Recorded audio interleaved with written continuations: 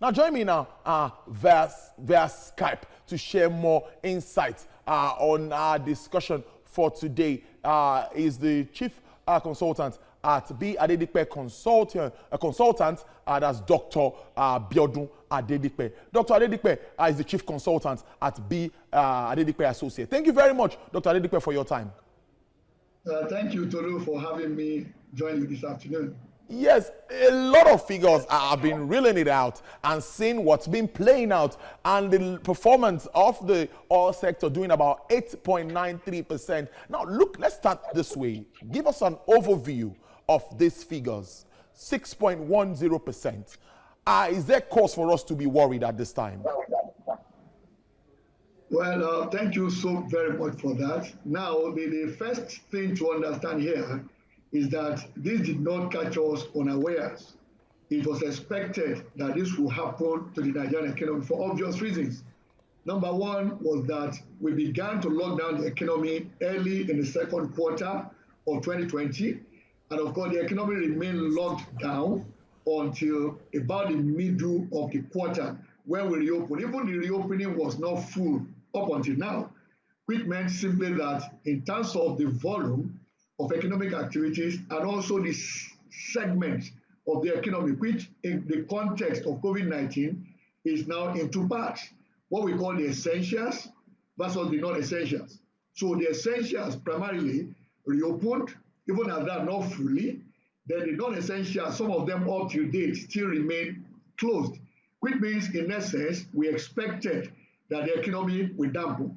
Now the second side to it is the extent of the dampening.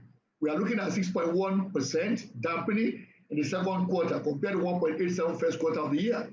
This again, I would say, was not unexpected. In fact, in the early days of the projections that were made by most analysts and economists in this regard, we are then looking at 7.4%, even a little bit higher than that. In fact, at some point in my own projections, I was looking at something above 9%. At which time we started a conversation that the government needed to intervene in the economy the same way we have seen that happen all around the world. So now, what we have is not a surprise to start with, but what now becomes worrying there is when you look at the trend, because the trend line for the Nigerian economy's GDP growth rate since first quarter of 2013 up until the second quarter of 2020 is downward, which means the economy has been sliding downwards since first quarter of 2013. So we therefore need such reversal in terms of three things: policies, programs, and projects of the government in order to achieve what I would call a turnaround. So that gives a kind of overview of that. But when you now come to sectors, as we reported earlier on, the question again will be, which sectors were those that contributed the most to the GDP? They are the same traditional 6 sectors, all right, where we talk about agriculture, the mining and quarry, and of course, by the way, that is where oil belongs. We saw in the data you showed us earlier on, contribution of oil to the GDP is less than 10%. That has not changed in the last 10 years. Then we see the third sector contributing most, as including manufacturing, trade, ICT, and real estate. In the last 10 years, these 6 sectors have contributed between 77% and 82% of our GDP. But one interesting thing happened for the first time in the history of the Nigerian economy in the second quarter of this year, and that is where we now saw ICT becoming second place after agriculture in terms of contribution to our GDP. That's a new development. But again, that is not strange if you look at what is happening not only in Nigeria but globally. With most transactions now going digital, you now find out a lot more demand is going for ICT infrastructure and soft, supplies, which means then that the operators in the ICT subsector are likely to have a lot more in terms of patronage and of course expansion and growth in the new dispensation that we find ourselves. So that also reflects in the data. In fact, as an analyst, if it had been different, I would have queried the integrity of the data put out by MBS. But clearly, the data we are looking at today go to underscore the fact that we can trust the integrity of the data that the National Bureau of Statistics of Nigeria is putting out to us. Indeed, Dr. Adikwe, I'm looking at the figures like you said, and like you said, the first time ICT is outperforming even trade. Now let's talk more on what this means for our economy, particularly at this time, where we also see the figures, inflation and all other figures on the high side. What more are we looking at, or what more are we to expect as we continue to look at all of these figures coming up from NBS? All right, thank you so very much. Now, what this also means is that we ask ourselves, how are the various sectors of the economy behaving? How many of those sectors experienced growth, for example, as compared to the number that grew in the first quarter of 2020, and possibly also the number that grew in the fourth quarter of 2019, the preceding year? Now, if you look at this, second quarter has proven that the number of sectors that experienced growth reduced from what we had fourth quarter of 2019 and first quarter of 2020. That again goes back to what I mentioned earlier on, the pairing of the economy into essentials and non-essentials. But what this also means for us, because of the structure of our economy, and you mentioned that also earlier on, looking at breaking the economy down into three major components of the industries, agriculture, and services.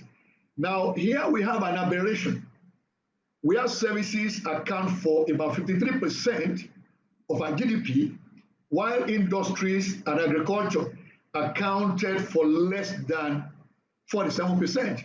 Now, what that tells you primarily is that at the stage of our economic development, we're supposed to have a solid agriculture and industries base on which to build services. But services have gone on ascendancy, which means the kind of structure you see in a matured economy is what we are seeing in our economy today. So that now, in a way, also carries into other macroeconomic indices.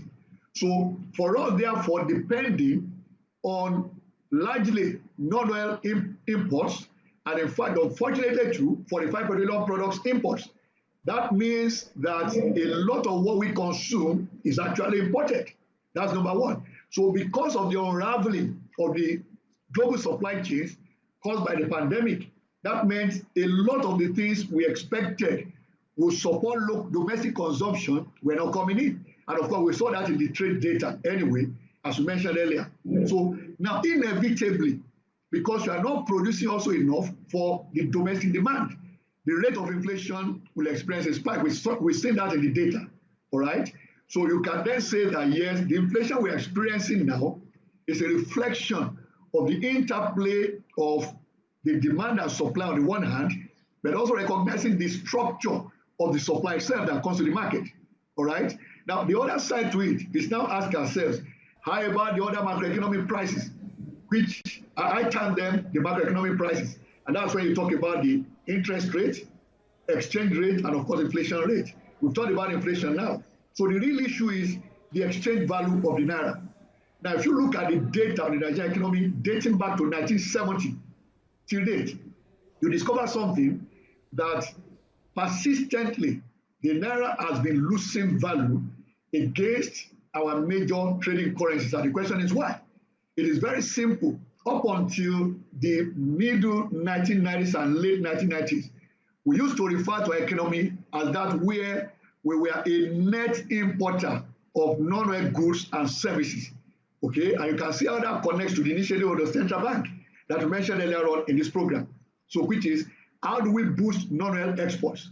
Okay, now what that means in essence is that because we depend so much on what is imported, there is therefore a derived demand for foreign currencies. And because that derived demand also keeps growing, necessarily and inescapably, the exchange value of our domestic currency will have to give way. And that is what we are seeing here playing out. Then look at our import data. Now, I didn't bring that on here, but we have data up until the first quarter of this year available. If you look at the data, since 2013 till date, imports in Nigeria have been growing. So if you look at the monthly import figure, it has grown up to as much as $1.4 billion per month as at the first quarter of this year. So if you are spending so much importing, And we look at that vis-a-vis your exports value. In fact, again, something I want to point out here, which the government should give attention to. And that, in fact, I believe is what is driving central bank's recent initiative.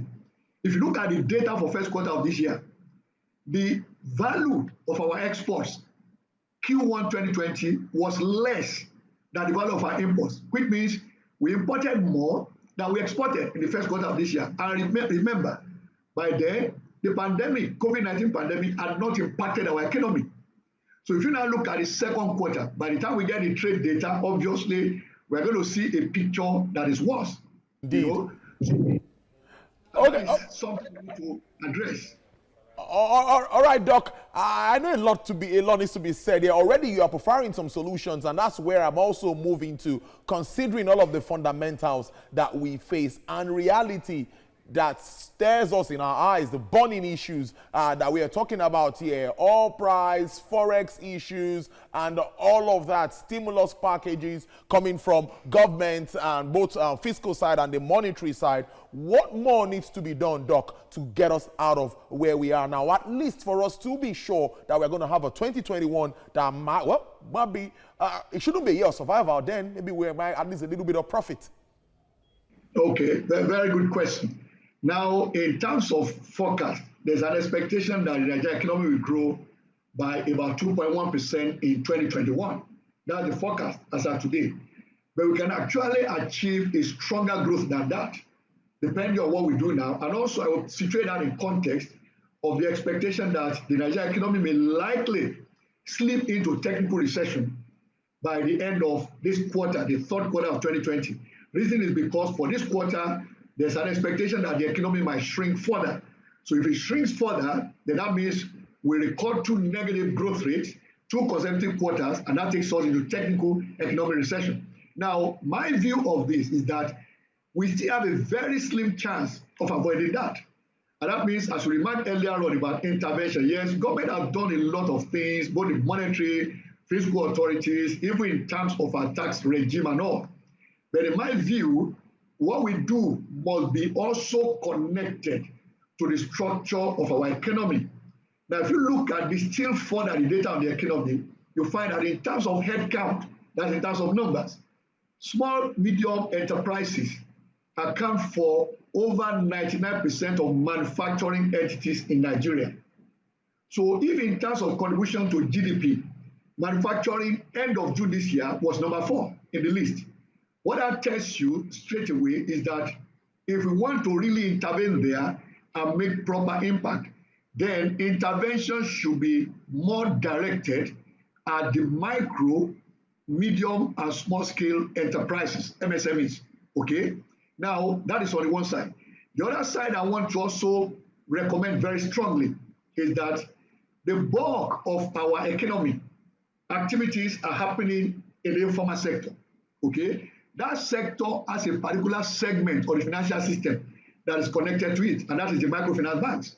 Okay, about 913 of them as we speak.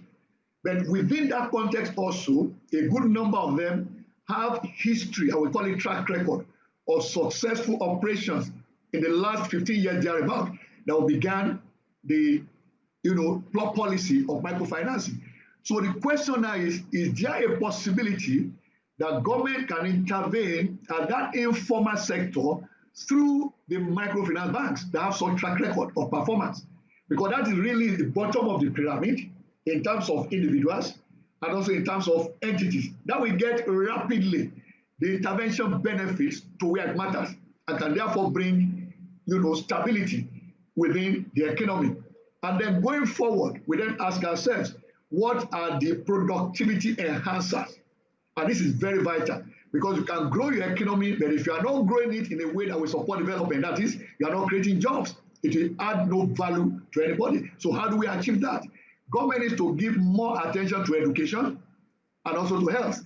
I call them productivity enablers. So now, 3 things basically. Infrastructure, yes, they are making good progress with respect to the rail program. That is quite fine.